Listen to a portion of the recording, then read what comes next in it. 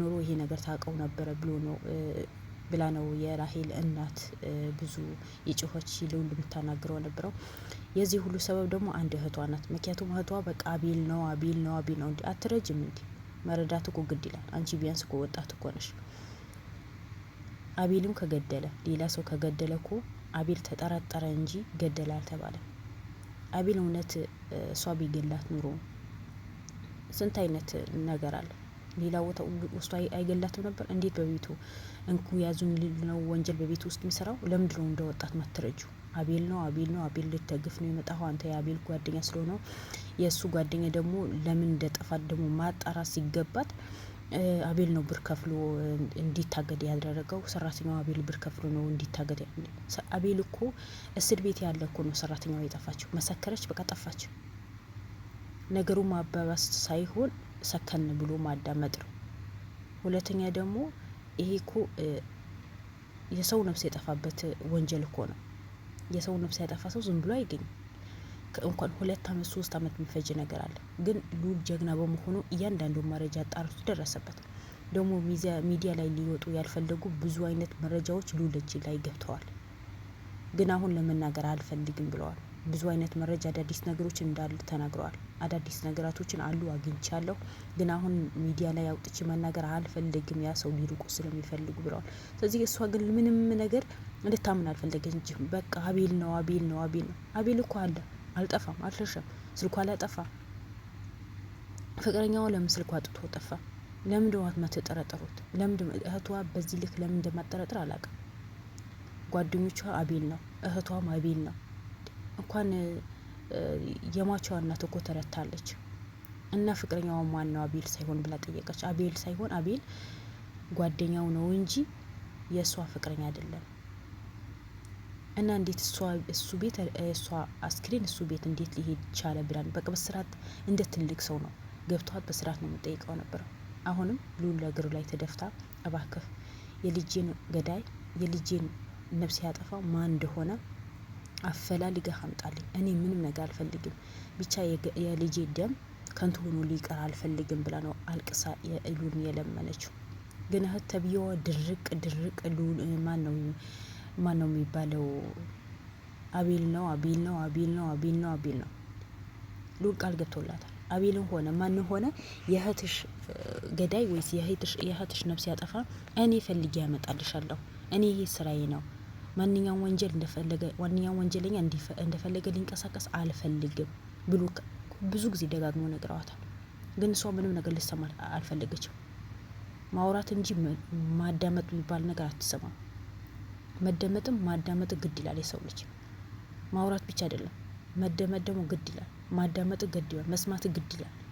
ያ ነገራት ደግሞ እንዴት ነው ብሎ ሰከን ብሎ ማዳመጥ ነው እንጂ ተከሰተ አትመጣ እህትሽ ያዙኝ ልቀቁኝ የራስ መጉዳት እናትሽ እንድትጎዳ ማድረግ ሳይሆን አለፈች እህትሽን። ግን የሷ ገዳይ ማን ነው? በህግ ይቅረብልኝ ብለሽ ሰከን ብለሽ ከነሱ ጎን ሆነሽ መረጃና ማስረጃ ማሰባሰብ ሲገባሽ ጭራሽ ገዳዩ እንዳይፈለግ ነው ልዑል እልህ ውስጥ እንዲገባ ነው የምታረጊው።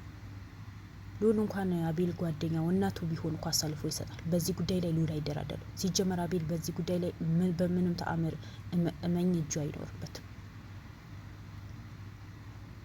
አልሙሂም ብዙ ጊዜ የሟቿ እናት ወይስ የራሄል እናት ምናለች?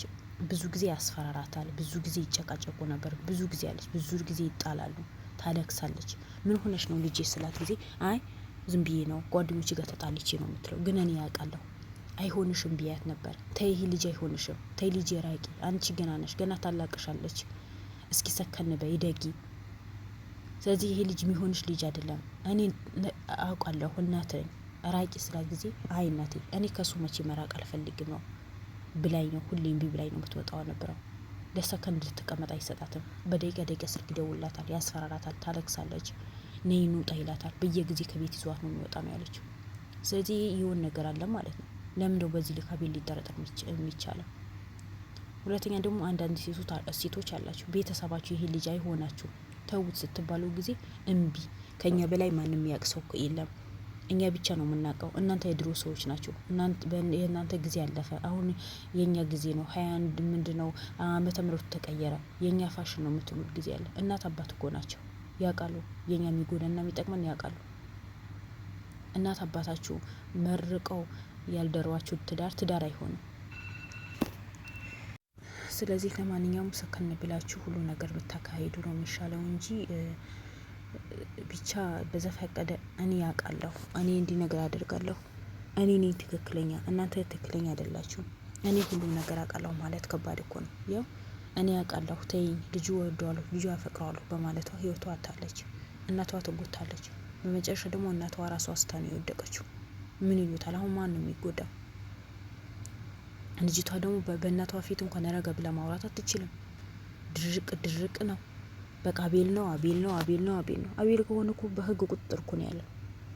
በዋስ ነው የተፈታው እንጂ ነጻ ነህ እኮ አልተባለም። እንዴት ነው ነጻ ነህ የሚባለው? በቤቱ ውስጥ አስክሬን ተገኝቶ ለዛውም ደግሞ የብርጭቆ ላይ ለእጅ አሻራ ተገኝቶበት፣ ሶስተኛ ደግሞ ሰራተኛዋ ሂዳ መስክራበት። ፍርድ እንዴት ነው የሚለቀው? ፖሊሶች እንዴት ነው የሚለቁት? አይለቁትም እኮ። የቺ የሟች ገዳይ ማን እንደሆነ ሳይጣራ ሳይታወቅ እኮ አቤል አይለቀቅም እኮ። ግን እና እሷ ምንድነው የሟቿ ጓደኞቿና የሟች እህት ከኛ በላይ ማንም ያክሰው የለም። አቤል በነጻነት እንዲንቀሳቀስ ተደርገዋል። አቤል እንደፈለገ ሊሆን ይችላል። የትኛው ፍርድ ነው እንደዚህ አይነት ነጻነት የሚሰጠው? የትኛው ፍርድ? 3 አይነት ምስክር ተገኝቶበት እንኳን ሰራተኛዋ ሂዳ ባትመሰክርበት፣ የእጅ አሻራ እንኳን ባይገኝበት ቤቱ ብቻ አስክሬን በመገኘቱ እኮ ይጠየቃል። ይሄ እኮ ማንኛውም እንኳን ህፃን የሚያውቀው ነገር እኮ ነው። ማንኛውም ህፃን የሚፈርደው ነገር ነው። ግን እሷ በቃ የሆነ ሉል አውቆ ለአቤል ብሎ የሚሰራ ያውቃ የአቤል የሚደግፍ ጓደኛው ስለሆነ ሁሉ ነገር ወደ እሱ የሚያደላ መስሏት ነው የምታወራው። በመሰለኝ ሳይሆን ነገሩ ቁም ብሎ ማሰብ እኮ ነው። እውነት ይሄ ነገር እውነት ይዞ የሚጓዝ ነው? እውነቱ ነው የሚያወጣው ወይስ ለጓደኛው ነው የሚሰራ ወይ ብላሽ ማሰብ ነው እንጂ አቤል እኮ የለሁበትም ብሎ ተናግሯል እኮ። ግን የዚህ ሁሉ ጥፋት ሰራተኛዋ ናት። ሰራተኛ ተብላ ገብታ አቤልን መሰልን አቤልን አደጋ ላይ እንዲወድቅ ያደረገች፣ አቤልን እድሜ ልኩ እስር ቤት እንዲማቅቅ ያደረገች እንጂ እውነት ሰራተኛ አይደለች። ነገሩ ሆነ ብሎ በደንብ አጥንተው እንዴት እንደሆነ በእያንዳንዱ ነገር ሆነ ብሎ አጣርተው የሰሩት ነገር ነው። በቃ ሰራተኛዋ አውቃል ሰራተኛ ነኝ ብላ የተቀደደ ልብስ ልብሳ እንደቸገረው ሰው ሆና ልጅ ያዝና መንገድ ላይ እየጠበቀችው፣ በቃ በዛ መንገድ ይገባል፣ በዛ መንገድ ጠብቂው፣ ለምኙ፣ ወይ የሆነ ብር እንበላበት ነገር ስጠኝ ብለሽ ለምኙ፣ በዛ ሰዓት ወይ ቤቱ ያስገባሻል። በቃ እንደዛ አይነት መረጃዎች እያንዳንዱ አቅደው የሰሩበት ነገር ነው። ይሄ ሆነ ብሎ አሁን በአዲስ የተጀመረ ነገር ሳይሆን የቆየ ነገር ነው። ተዘጋጅተው ሁሉ ነገር አዘጋጅተው የጠበቁት ነገር ነው። ባይሆን እንጂ በዚህ ልክን ይሄ ቦና አይሆንም ነበር። ሁለተኛ ደግሞ ከዚህ ጀርባ የራሄል ጓደኞች ሊኖሩ ይችላሉ፣ የአቤል ጓደኞች ሊኖሩ ይችላሉ። ምክንያቱም ይህ ነገር የአቤል ጠላቶች ቢያደርጉት እዛኔ ፕሮግራም እንዳላቸው እነዛ ጠላቶች በምን ያውቃሉ? አያውቁም። ወይ ፍቅረኛዋ እጁ አለበት ወይ የእሷ ጓደኞች እጃቸው አሉበት። እመኑ፣ ልክ እንደ ሰራተኛው እጃቸው አሉበት። አሁን እውነቱ ሊወጣ አልመሰላቸውም። ሉል በቀላል የሚተው መስሏቸው ነው እንጂ እያንዳንዳቸው ለእጃቸው ያገኛሉ። እያንዳንዳቸው ጉዳቸው ይወጣሉ። ትላንት ሉል ላይ ያ ሁሉ የጮኸችበት ጓደኛዋ ነገ ይዋረዳሉ። ምክንያቱም የሰሩት ስራ ሊኖር ይችላል። ለምን ነው በዚህ ልክ በአቤል ላይ ሊፈርዱ የቻለው? ለምን አቤል እሱ ከወጣ ከሰዓታት በኋላ ነው እሷ ወጣች የተባለው። እሱ ደግሞ ቀጥታ ቤት ሳይሆን ወደ ስራ ሄደ ነው የተባለው። አስክሬኑ ቤት ውስጥ ሲገባ ዘበኛው እንዳያይ ዘበኛው ሌላ ቦታ እንዲሄድ ወይ የሆነ ነገር አዛው ነው ከቤት እንዲወጣ የተደረገው። ስለዚህ ይሄ በሙሉ አቀደውበት ወንበር ጠረጴዛ ዙሪያ ቁጭ ብለው ተወያዩበት ያደረጉበት ነገር ነው።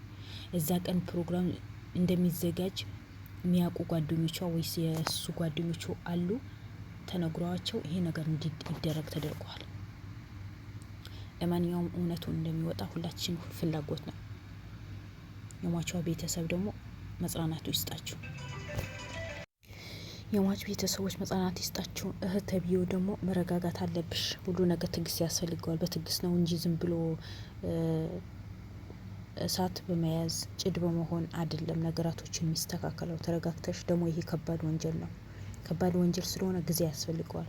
ቀስ በቀስ ነው እንጂ በአንድ የሚሆን ነገር የለም። ፖሊስ አለ፣ ፖሊስ እያንዳንዱ ያወጣዋል። ግን አንቺ ለምን አልሆነ አሁን አልሆነም ዝም ብሎ ከወንዝ ውሃ ተቀድቶ የሚመጣው ስልሽ ወይ ከቧንቧ ከፍተሽ ውሃ መገጂ መሰለሽ? ይሄ እኮ ከባድ ነገር እኮ ነው። ሰዎቹ ስራቸው ሰሩ፣ ብራቸው ተቀበሉ፣ ዞር ሊሉ ይችላሉ። እነዛ ሰዎች ለማግኘት ብዙ ጊዜ ሊፈጅ ይችላል። እንኳን ሳምንት 15 ቀን ተይውና አመታት ሊፈጅ ይችላል። ምን ልታደርጊ ነው? ገዳዩ ልውል አይደለም በሉላ ይሄን ያህል መከራ የምታሳዩት የምትጮሁበት። በእርግጥ እኔ በእናንተ ላይ አይፈርድም። እህትሽ ነው ያጣሽው። ግን ለሁሉም ነገር መረጋጋት የመሰለ ነገር ያስረዳሽ ደግሞ መስማት አለብሽ። ተሰሙኝ ብቻ ሳይሆን መስማትም ማዳመጥም የሚባል ነገር አለ። እኔ ካንቺ የበለጠ እናትሽ ነው ያሳዘነችኝ። እናት ናት እኮ ልጇ ናት ያጣችው።